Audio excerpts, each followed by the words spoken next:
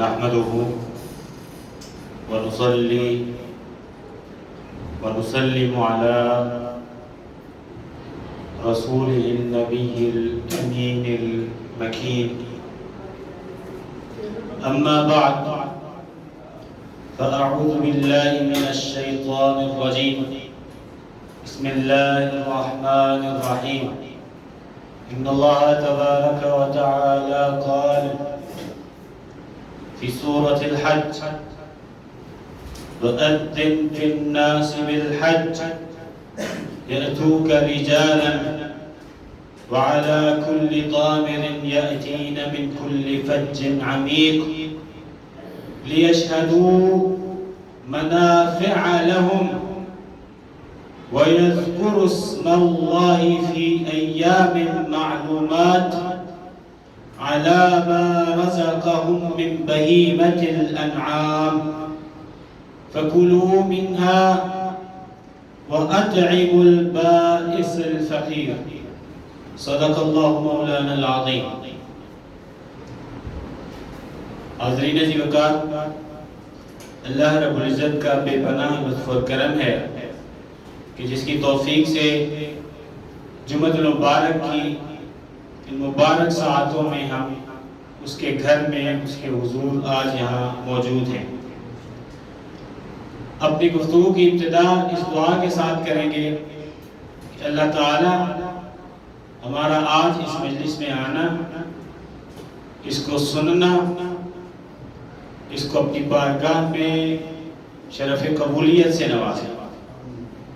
اللہ تعالی ان ساعتوں کو ہمارے لیے آخرت میں بخشش کا باعث بنائے. جو آیہ کریمہ میں نے اپنی گفتگو میں ابتدا میں تلاوت کی،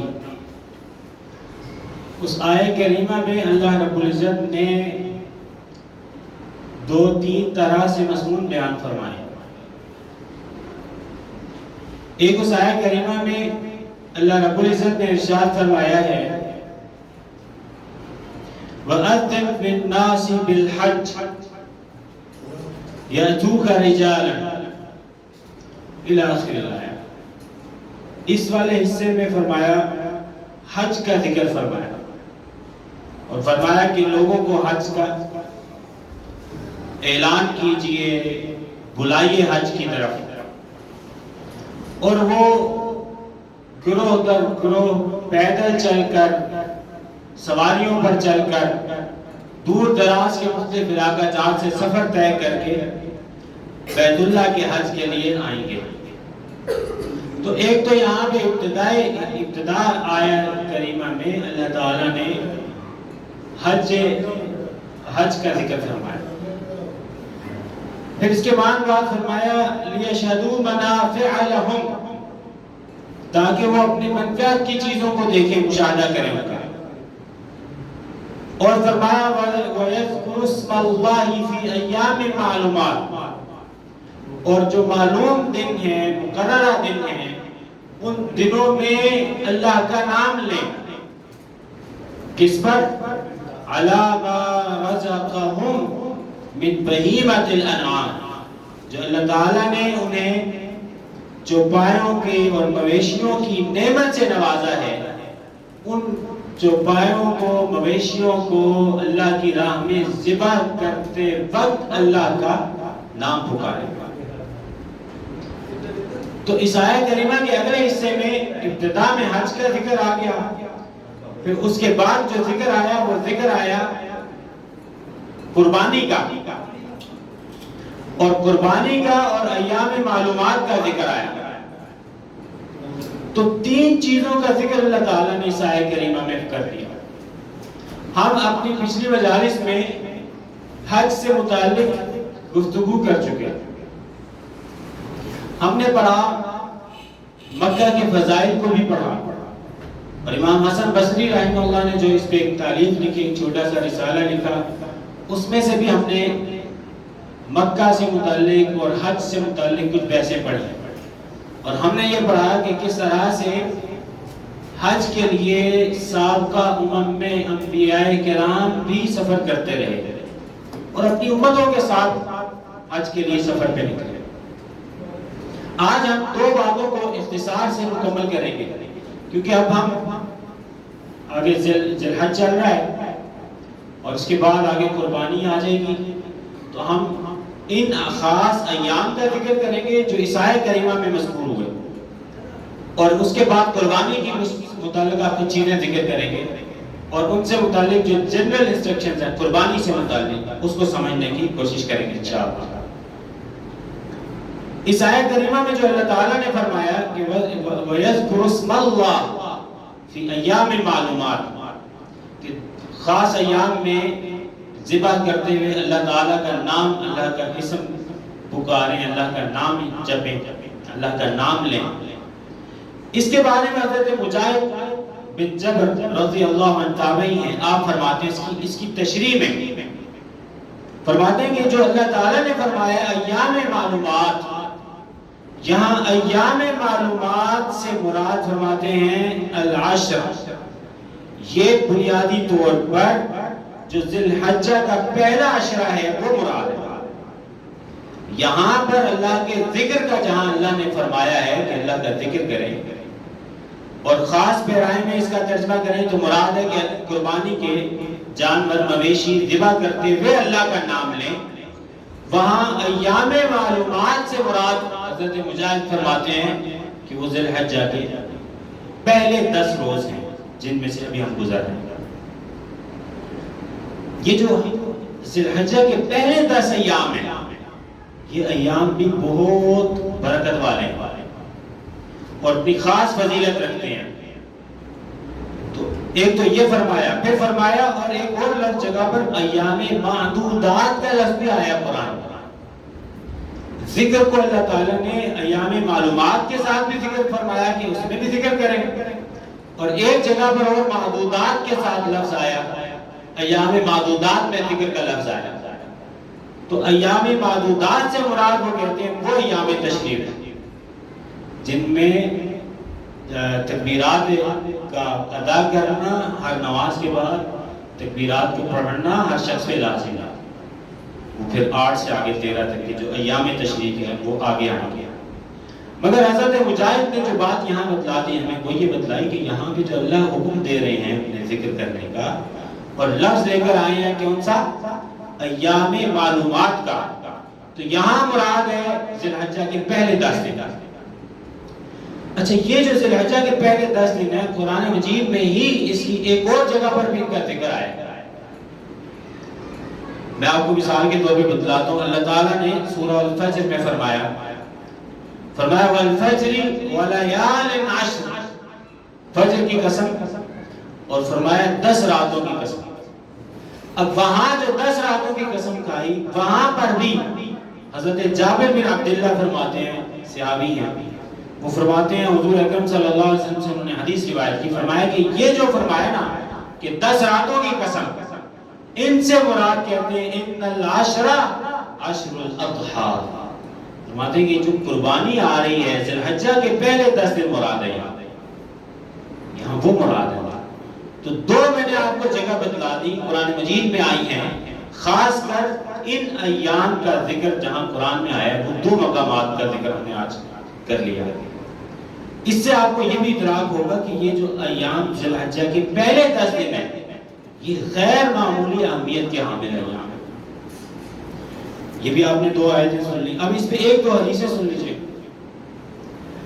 ان ایام میں حدیث پاک میں آتا ہے حضور اکرم صلی اللہ علیہ وسلم نے فرمایا، حضرت عبداللہ ابن عمر روایت کے بعد صغار صحابہ میں سے حضرت عمر فاروق کے ساتھ جاتے فرماتے ہیں کہ ما من ایام اعظم عند اللہ، فرماتے ہیں دن بہت سے ہیں مگر ان بہت سے دنوں میں اللہ کے ہاں سب سے عظیم تر مرتبہ رکھنے والے دن، سب سے عظیم تر ایام، اور صرف عظیم تر نہیں بلکہ فرمایا والا احب الیہ، اللہ کے ہاں سب سے محبوب ایام جو ہیں وہ کون سے ہیں عمل کے اعتبار سے؟ فرمایا کہ وہ ایام عشر، یہ ایام عشر ذی الحجہ کے، تو ان میں جو عمل ہے خیر کا عمل، ان میں عبادت کا عمل، اور ان میں اللہ کی طرف متوجہ رہنے کا جو عمل ہے یہ اللہ کو خاص اس کے نتیجے میں اجر بھی ہے اور اللہ کو خاص پسند ہے۔ ہمارے یہاں اصل میں نے یہ مضمون اس لیے آپ کو ذکر کر رہا ہوں کہ ہمارے یہاں کیا ہونے لگا کہ بس وہ قربانی کے دن آتے ہیں تو سب کی توجہ بس یہ ہوتی ہے کہ بس قربانی ہے۔ اچھا، اور ان ایام میں جو ایک خلاف معمول اضافی عبادت کی طرف جو رغبت ہونی چاہیے وہ ہمارے یہاں اس کی معلومات نہ ہونے کی وجہ سے یہ ذرا اوجھل ہو گئی یہ چیز۔ تو یہ بات ذہن میں رکھیں کہ فرمایا کہ سب سے اللہ کو پسندیدہ ایام یہ ایام ہے۔ پھر یہ ارشاد فرما کے فرمایا فَأَكْثِرُوا فِيهِنَّ مِنَ التَّهْلِيلِ وَالتَّكْبِيرِ وَالتَّحْمِيدِ، فرمایا کہ یہ دن اب جب آ جائیں تو اس میں بکثرت اللہ کا ذکر کریں، اللہ کی حمد و ثنا بیان کریں، اللہ تعالیٰ کی تسبیح بیان کریں، یعنی خاص ذکر ان ایام میں ذکر کی کثرت کریں۔ ان ایام میں حضور نے کیا فرمایا ہے کہ ان ایام میں ذکر کی کثرت کی جائے۔ ایک اور روایت جس میں سن لیجئے، حضرت ابو سعید حضرت سعید بن مسیب روایت کرتے ہیں، تابعی ہیں، حضرت ابو ہریرہ سے روایت کرتے ہیں اور انہوں نے حضور سے روایت کی۔ حضور نے فرمایا ما من ایام احب الی اللہ ان یتعبد له فیہا، فرمایا دنوں میں اللہ کو سب سے زیادہ پسندیدہ دن جن میں وہ چاہتا ہے کہ لوگ اس کی عبادت کریں، لوگ اس کی طرف مائل ہوں، اس کی طرف متوجہ ہوں، اس کا ذکر کریں بکثرت، اس کی عبادت میں کثرت کریں، نفلی عبادت میں کثرت کریں۔ فرمایا سب سے بڑھ کے اللہ تعالیٰ جو پسند فرماتا ہے کہ اس کی عبادت کی جائے وہ ذی الحجہ کے پہلے 10 ایام، ان ایام میں اللہ تعالیٰ پسند فرماتا ہے۔ اور فرمایا کہ اگر کوئی شخص میں روزہ رکھ لیتا ہے تو ایک روزہ اس کا جو ہے وہ سال بھر کے روزے کے اجر کے برابر ہوگا۔ یہ جو اجر کی کثرت بتلائی جاتی ہے یہ اس وجہ سے ہے کہ بالعموم لوگوں کو یہ توجہ نہیں رہتی، اس طرح اہمال کا شکار ہو گیا نا، لوگوں کی غفلت کب باعث بن گئی، لوگوں کو نہیں اندازہ کہ یہ جو ایام گزر رہے ہیں ان میں عبادت کثرت کرنی چاہیے، کثرت سے ذکر کرنا چاہیے اور اللہ کو یہ بات پسند ہے۔ تو فرمایا کہ اس لیے اجر بھی زیادہ رکھتی ہے روزے کا، ایک روزہ رکھے گا زیادہ اجر ملے گا۔ اور فرمایا کہ ایک روایت میں تو آیا کہ اگر ایک رات کا قیام بھی کرے گا تو فرمایا کہ وہ لیلۃ القدر کے قیام کا اجر ملے گا۔ اس کو غفلت میں نہ گزاریں، ان ایام کو اور ان راتوں کو مارکیٹ میں نہ گزاریں اور گھومنے پھرنے میں نہ گزاریں، عبادت کی کثرت کریں۔ اس میں اسلاف کا عمل سن لیجئے، ہمارے اسلاف کا کیا عمل رہا ان ایام میں اور حج کے ایام میں۔ ایک روایت ہے، اس کو امام عبدالرزاق نے روایت کی ہے، صاحب مسنف عبدالرزاق بن امام بن نافع، حضرت معبد بن راشد سے اور انہیں حضرت عامش سے اور حضرت مجاہد سے روایت ہے۔ کہتے ہیں کہ ایک شخص نے نا حضرت عبداللہ ابن عمر رضی اللہ عنہ کو فرمایا، کہنے لگے ما اکثر الحجاج، حاج، کیا فرمایا؟ ما اکثر حاج، حاجی کے بارے میں۔ ہم لوگ نہیں کہتے کہ ماشاءاللہ کتنے لاکھ لوگ آج اس دفعہ حج کر رہے ہیں۔ اچھا، اب وہ حج کی کثرت کی طرف اشارہ کر رہے ہیں۔ حضرت عبداللہ ابن عمر کو ایک صاحب نے کہا کہ کتنے کثرت سے حجاج آ رہے ہیں، اس نے تعجب کا اظہار کیا کہ کتنی لوگ کتنی زیادہ کثرت سے حج کر رہے ہیں۔ اور یہ کسے کہا؟ حضرت عبداللہ ابن عمر رضی اللہ عنہ۔ اچھا، جب یہ فرمایا تو حضرت عمر فاروق حضرت عبداللہ ابن عمر فرمایا ما اقلہم، فرمایا کہ یہ بات نہیں ہے، دیکھو کتنے کم لوگ ہیں جو اصل میں حج کر رہے ہیں۔ وہ کثرت کی طرف اشارہ کرتے ہیں، کتنے لوگ حج پہ آ گئے، اور عبداللہ ابن عمر کہہ رہے ہیں کہ دیکھو کتنے کم لوگ ہیں جو اصل میں در حقیقت حج کر رہے ہیں۔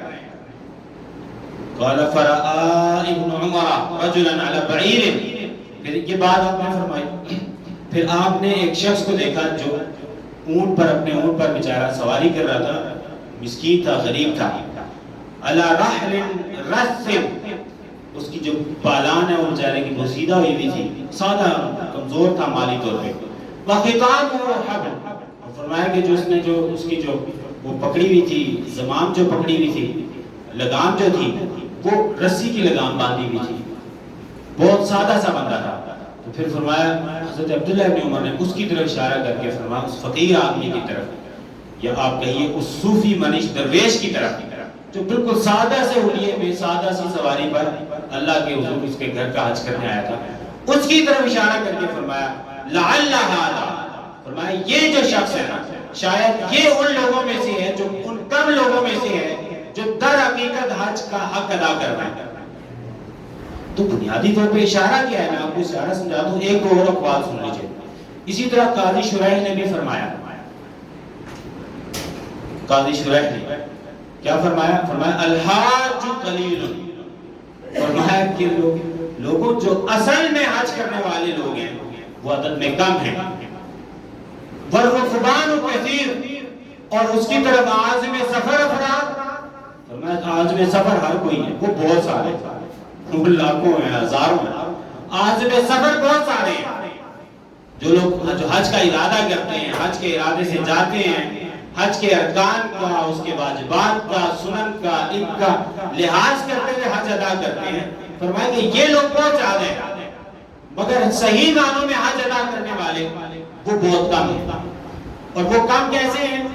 مراد کون سے لوگ ہیں؟ مراد ایسے لوگ ہیں کہ جنہوں نے جب حج کا ارادہ کیا تو وہ اللہ خالصتاً اللہ کی رضا کے لیے ارادہ کیا، اللہ کی طرف متوجہ رہے، اس کی بارگاہ کی قربت کے متلاشی رہے، پہلا قدم جب حج کے لیے اٹھایا تو وہ اللہ کی طرف اٹھایا، اس کی رضا کے لیے اٹھایا، اور دوران سفر جب تک واپس نہیں آئے اسی کا اہتمام کرتے رہے، اسی کا التزام کرتے رہے، اپنی توجہ اللہ کی طرف مرکوز رکھی، اس کی قربت میں بڑھتے گئے اور اس کی معرفت میں بڑھتے گئے، اور اسی کے لیے سفر کیا اور اسی کے دھیان اور دھیان میں رہے۔ فرمایا کہ اصل میں جو ایسے لوگ ہیں کہ جو محض ظاہری ادائیگی جو ارکان ہیں حج کے، فرائض واجبات سنن حج کے ظاہری صرف ان تک نہیں ہیں، بلکہ حج کے باطن کو بھی وہ سمجھتے ہیں اور حج ان کی قربت کا باعث بنتا ہے۔ فرمایا ایسے لوگ کم ہیں حج میں، رکبان بہت سارے ہیں، عازم سفر بہت سارے ہیں، مگر صحیح معنوں میں حج کی ادائیگی کرنے والے فرمایا بہت کم ہے۔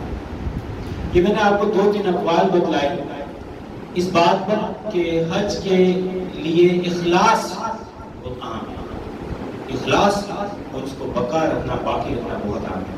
یہ دو تین باتیں سماعت کے بعد اب آپ سن لیجیے مختصراً آگے، کیونکہ اب آ رہی ہے قربانی کے لیے، تو آپ مختصراً بتلائیں، قربانی سے متعلق بھی چند باتیں ذہن میں رکھیے۔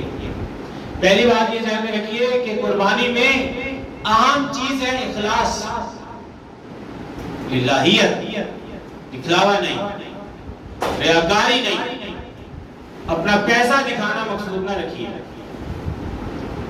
اصل کیا ہے؟ اخلاص۔ اللہ تعالیٰ نے فرمایا ہے لَن يَنَالَ اللَّهَ لُحُومُهَا وَلَا دِمَاؤُهَا، فرمایا اللہ تعالیٰ کو نہ اس کا بھائی گوشت پہنچ رہے ہیں، اللہ کو نہ اس کا خون اللہ تک پہنچ رہے ہیں، وَلَكِنْ يَنَالُهُ التَّقْوَىٰ مِنْكُمْ، فرمایا کہ اللہ کو جو بات پہنچنے والی ہے، جو اللہ تعالیٰ دیکھ رہے ہیں، جو اللہ تعالیٰ چاہتے ہیں ہم سب سے، وہ کیا ہے؟ وہ ہے تقویٰ۔ آپ ایک عمل کر رہے ہیں قربانی کا تو وہ کتنا اللہ کی رضا کے لیے کر رہے ہیں، مقابلے میں محلے داری میں شراکت داری میں اچھا جانور خرید رہے ہیں، یا اس نیت سے اچھا جانور خرید رہے ہیں کہ اللہ کی بارگاہ میں قبولیت مل جائے۔ یہ بات ہمیشہ ذہن میں رکھیے، یہ پہلی بات ہوگی کہ قربانی میں بنیادی طور پر بہت اہم کیا چیز ہے؟ اصلاح نیت، اللہ کے لیے قربانی کیجیے، دکھلاوے میں نہ آئے، نہ مقابلے میں آئے۔ قربانی ہمارے ہاں حنفیہ کے ہاں واجب ہے، تو جو شخص بھی صاحب استطاعت ہے، جس پہ صدقہ فطر جیسے لازم آتا ہے، صاحب استطاعت جو شخص بھی بنتے ہیں اس پہ اس کی ادائیگی لازم ہے، اس کو اگنور نہ کرے گا، کوشش کریں قربانی ضرور دیں، اور جو صاحب استطاعت ہے اس پہ تو ہمارے یہاں لازم ہے، اور اس پہ اصل کیا ہے؟ قرآن مجید پہ اس میں اثر ہے۔ اللہ تعالیٰ نے ارشاد فرمایا فَصَلِّ لِرَبِّكَ، یا پڑھتے رہتے ہیں فَصَلِّ لِرَبِّكَ وَانْحَرْ، اس کا کیا معنی ہے؟ اس کا معنی بتلاتے ہیں مفسرین فَصَلِّ لِرَبِّكَ۔ امام بکر جساس رحمہ اللہ نے فرمایا احکام القرآن میں، حنفی امام ہے، فرمایا کہ اس میں جو فرمایا نا فَصَلِّ، تو یہاں سے عید ظہر جو ہے عید کی نماز لازم آ گئی، اس کا لازم ہونا ثابت ہوا، اور فرمایا وَانْحَرْ، اور آپ قربانی کیجئے، اس سے قربانی کا وجوب لازم ہے۔ جو بھی صاحب استطاعت ہے ہمارے ہاں قربانی کی ادائیگی واجب ہے، لازمی اس کا اہتمام کریں، کبھی سے چھوڑے نہ۔ اور دیگر کے ہاں انہوں نے سنت بھی کہا ہے۔ ہمارے ہاں میں نے آپ کو بتا دیا اختصار سے کہ حنفیہ کے ہاں ہمارے ہاں جو مذہب ہے مفتبی قول ہے وہ یہی ہے کہ یہ لازمی ہے، اس کی ادائیگی لازمی ہے، اور اس کی ادائیگی لازمی پہ ایک قرآن کی آیت بتلائی آپ کو میں۔ اچھا، اس کے علاوہ احادیث میں بھی بہت سارے اس پہ شواہد ہیں۔ ایک تو یہ بات دیکھیے، سب سے بڑی دلیل یہ ہے کہ حضور اقدس صلی اللہ علیہ وسلم مدینہ میں 10 برس رہے تو ہر سال آپ نے قربانی کی، تو آپ نے مواظبت کے ساتھ اپنے قربانی کو ادا کیا، تو کبھی بھی قربانی کو غیر اہم نہ سمجھنا۔ حدیث پاک میں آتا ہے حضور اکرم صلی اللہ علیہ وسلم روایت میں حضرت جندب بن جنادہ روایت کر رہے ہیں، حضور نے ارشاد فرمایا یوم نحر پہ خود آپ نے نماز پڑھی اور پھر خطبہ دیا اور پھر ذبح فرمایا، اور پھر فرمایا من ذبح قبل ان یصلی، نماز کی ادائیگی سے پہلے اگر کسی نے اپنی قربانی ذبح کر لی ہے تو فرمایا وَلْيَذْبَحْ فَلْيَذْبَحْ أُخْرَى مَكَانَهَا، اب لازمی طور پہ اس کی جگہ پہ ایک اور قربانی بھی دے، لازم طور پہ اس کی جگہ پہ ایک اور قربانی دے اور بسم اللہ پڑھ کر ذبح کرے۔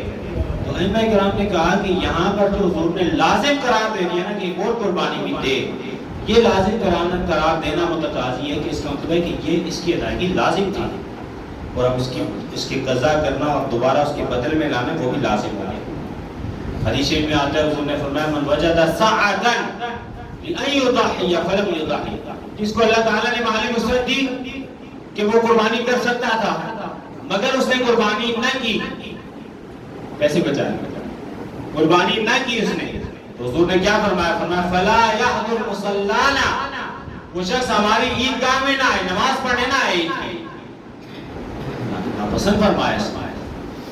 تو ائمہ نے کہا کہ قربانی کی اگر کوئی شخص بھی صلاحیت رکھے گا تو لا محالہ قربانی کو ادا کرے گا۔ اس کے وجوب کی کچھ شرائط ہے، یہ واجب ہوگی، اس کے لیے اسلام شرط ہے لا محالہ، کیونکہ کافر کے بارے میں ائمہ کرام نے کہا والکافر لیس من اہل القرب، یہ قربہ ہے، یہ اللہ تعالیٰ کی قربت کا ذریعہ ہے نا، قربانی اللہ تعالیٰ کی قربت کے لیے کرتے ہیں نا، ہم کیوں قربانی کرتے ہیں؟ ہم کیوں قربانی کرتے ہیں؟ اسی لیے کہ اللہ کی قربت نصیب ہو، اللہ کی رضا نصیب ہو، تو کافر اس کا مکلف نہیں ہے، تو اس کے لیے اسلام شرط ہے۔ دوسرا آزاد ہونا شرط ہے، اس کے لیے غلام پر نہیں ہے۔ صاحب استطاعت ہونا شرط ہے، میں نے آپ کو حدیث سنا دی، حضور نے فرمایا جس کو اللہ تعالیٰ نے مالی وسعت دی اور قربانی نہ کی تو وہ مسجد میں نہ آئے نماز پڑھنا، سخت ناپسند فرمایا۔ اسی طرح مقیم پر ہے، مسافر پر قربانی واجب نہیں ہے۔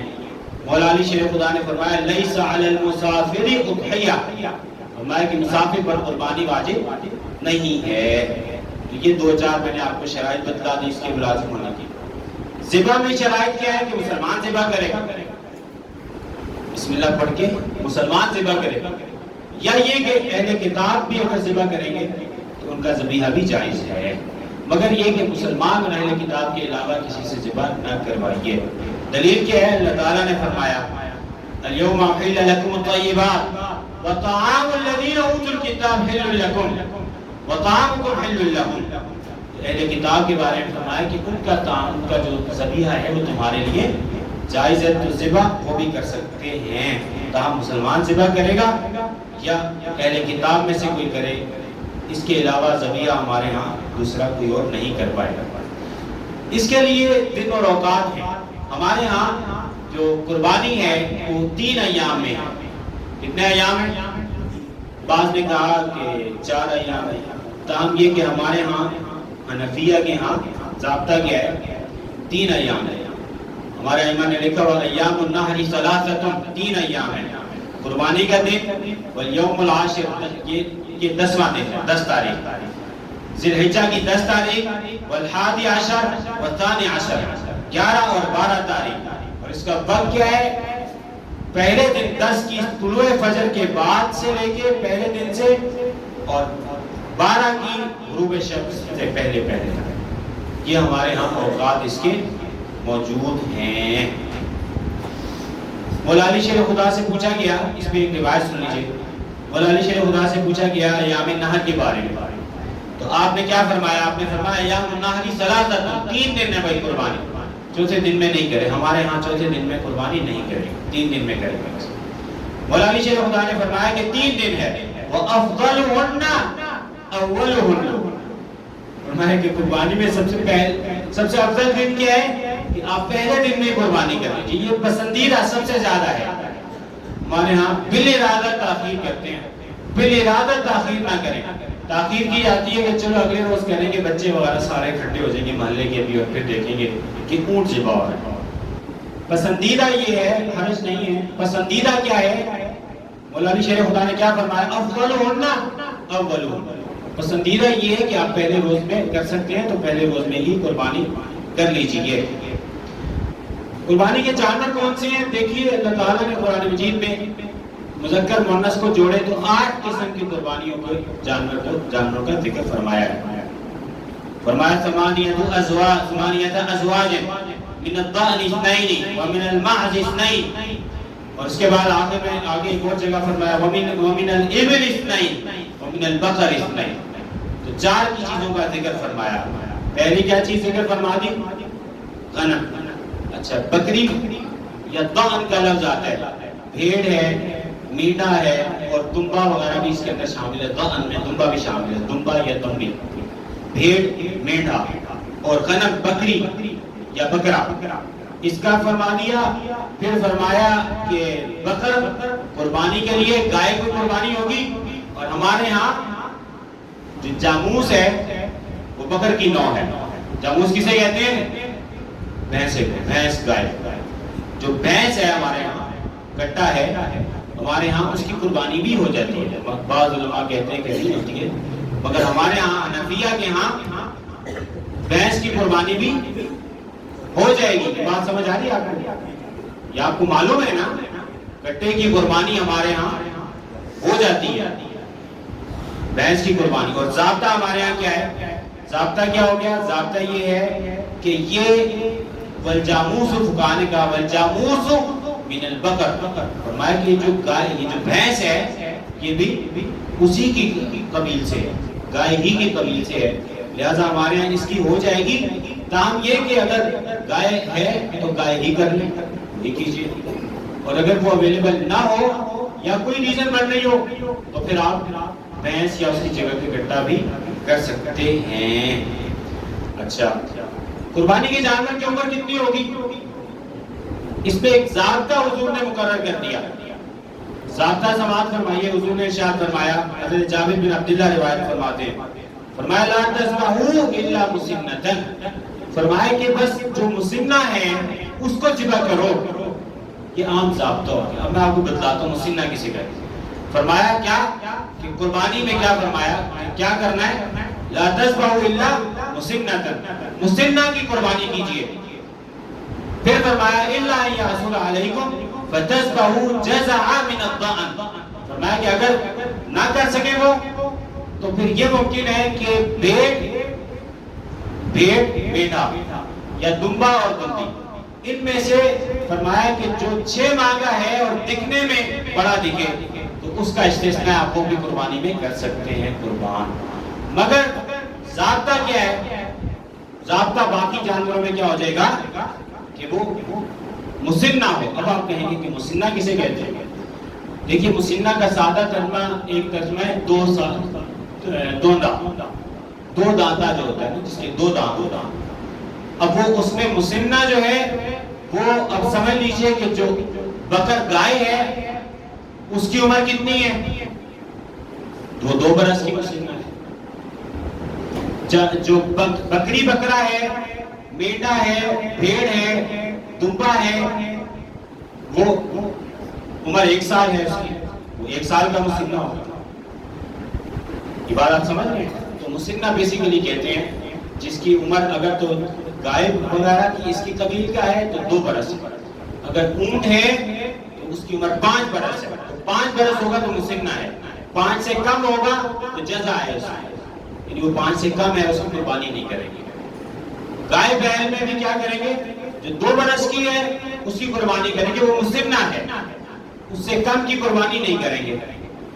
اور جو بکری وغیرہ ہے اس میں آپ کو ضابطہ بتلا دیا کہ وہ 1 سال کی مسنہ ہے، الا یہ کہ استثناء حدیث میں آ گیا دمبے کا، بھیڑ کا، اس کا استثناء آ گیا کہ اگر یہ 6 ماہ کی ہو اور دکھنے میں 1 سال کی لگے تو اس کی قربانی بھی کر کی جا سکتی ہے۔ جانور میں دیکھیے عیب نہیں ہونا چاہیے، یہ آخری بات کر کے ہم بات ختم کریں گے۔ جانور میں عیب کو سمجھیے، عیب دار جانور نہیں کیجیے۔ اصل کیا ہے کہ صحت مند تندرست توانا وہ قربانی، اس جانور کی قربانی کیجیے۔ حضرت براء بن عازب فرماتے ہیں، ان سے پوچھا گیا کہ بھئی قربانی کن چیزوں کی جائز نہیں ہے، کن جانوروں کی قربانی جائز نہیں ہے۔ اب آپ کا ایک حدیث سناتا ہوں، اس سے آپ ذوق بھی لیں، حضرت صحابی کا ادب بھی دیکھیں اور مسئلہ بھی سمجھیں۔ تو حضرت براء بن عازب فرماتے ہیں، قام فینا رسول اللہ، حضور اقدس ہمارے درمیان آپ گفتگو کے لیے کھڑے ہوئے اور پھر یہ کہہ کے پھر فرمایا وَأَصَابِعِي اکثر من اصابعہ، فرمایا کہ میری انگلیاں حضور کی انگلی سے چھوٹی ہیں، وَأَنَامِلِي اکثر من أَنَامِلِهِ، اور جو میری انگلیوں کے پورے ہیں وہ سرکار کی انگلیوں کے پورے سے چھوٹے ہیں۔ اب کیونکہ آگے انہوں نے 4 کا اشارہ کرنا تھا اور روایت میں بیان کرنا ہے کہ حضور نے بھی ایسے 4 کا اشارہ کیا ہے، مگر ادب اتنا غالب ہے کہ وہ 4 کا اشارہ کرتے ہوئے پہلے کہہ رہے ہیں کہ میری انگلیاں چھوٹی ہیں، سرکار بڑی عظیم ہے، سرکار کی انگلیاں بڑی ہیں اور میری پورے چھوٹی ہیں، یہ پہلے اشارہ فرما دیا۔ پھر کیا فرمایا حضور نے؟ فرمایا اربعن لا تجوز فی الاضاحی، 4 چیزوں کی قربانی نہ کیجیے، جائز نہیں ہوگی۔ العوراء بین عورها، جو نابینا جانور ہے جس کا اندھا پن ظاہر ہو جائے، ہلکا اندھا، وہ معنی نہیں ہے۔ اور آپ کو ایک حدیث شریف میں آگے آتا ہے، مولا علی شیر خدا فرماتے ہیں کہ حضور ہمیں باقاعدہ حکم دیتے تھے نستشرف العین والاذن، 2 چیزیں جانوروں میں ضرور دیکھیں، اس کی آنکھ کو بھی دیکھیے، وہ خود حضرت چل بھی سک رہے ہیں یا نہیں چل سک رہے، ٹکرے تو نہیں مارتا بیچارہ، آنکھ کو بھی مولا علی شیر خدا فرما رہے ہیں۔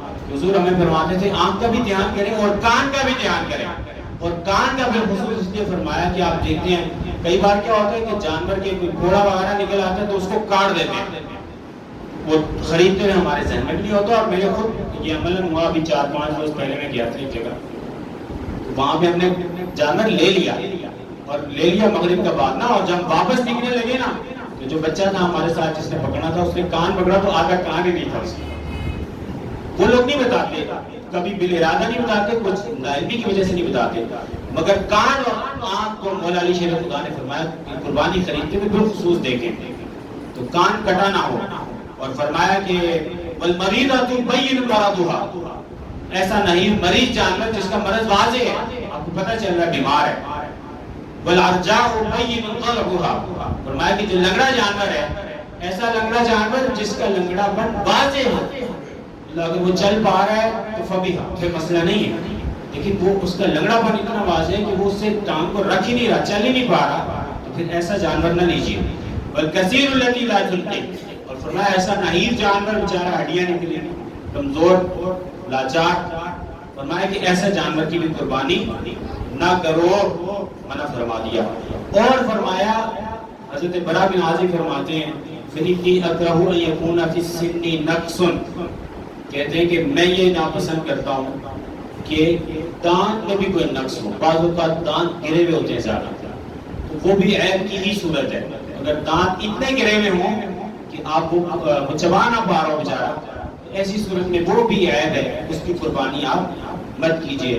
اور اس پہ آخری حدیث سنیے، حضور اکرم صلی اللہ علیہ وسلم نے فرمایا، وہاں پہ لفظ آتے ہیں وہ عبداللہ ابن عباس سے روایت ہے، وہاں فرمایا کہ جربا جو ہے اس کی بھی قربانی نہ کریں، اور جربا ایسے جانور کہتے ہیں جو خارج زدہ ہوتے ہیں، بیچارہ کھجلی کیے جا رہا ہے، کھجلی، تو فرمایا کہ اس کی قربانی بھی نہ کیجیے۔ اور ایک لفظ آئے فرمایا وَلَلْ مُسْتَلِمَةُ أَطْبَاؤُهَا، اور ایسا جانور جس کے تھن کٹ کے ہو، کٹے تھن والا جانور جو ہے فرمایا اس کی قربانی نہ کیجیے۔ اور اس میں بھی ضابطہ یہی ہے کہ ایک اگر تھن کٹا ہوا ہے تو قربانی نہیں، ہاں اگر 2 ہیں اور 2 میں سے ایک بھی آدھا سا ہے تو پھر ہو جائے گا، یا اگر 4 ہیں تو 2 کٹے ہوئے ہیں تو پھر قربانی نہ ہوگی۔ ان چیزوں کو اپنے ذہن میں رکھیے قربانی کرتے ہوئے۔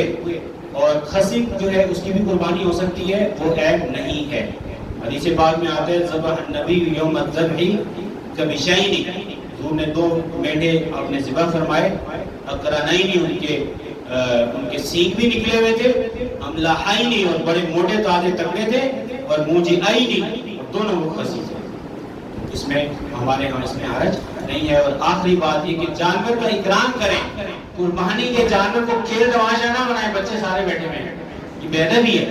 قربانی کے جانور لے کے لڑائیاں کرا رہے ہیں، قربانی کے جانور بڑے کان مروڑ رہے ہیں، چل نہیں رہا تم مروڑو پھر چلے گا، اس طرح کی حرکت نہ کریں۔ اللہ تعالیٰ نے فرمایا وَالْبُدْنَ جَعَلْنَاهَا لَكُم مِّن شَعَائِرِ اللَّهِ، یہ جو جانور ہیں قربانی کے، اللہ نے فرمایا کہ یہ اللہ کی شعائر ہیں، یہ اللہ کی نشانیاں ہیں، اور اس سے منع فرمایا اس کو اذیت نہ دیں، قربانی کے جانور کو اذیت نہ دیں۔ ہم آج اپنی گفتگو اس بات پر ختم کرتے ہیں۔ ہم نے 2 باتیں بنیادی طور پہ آج کے گفتگو میں کہی۔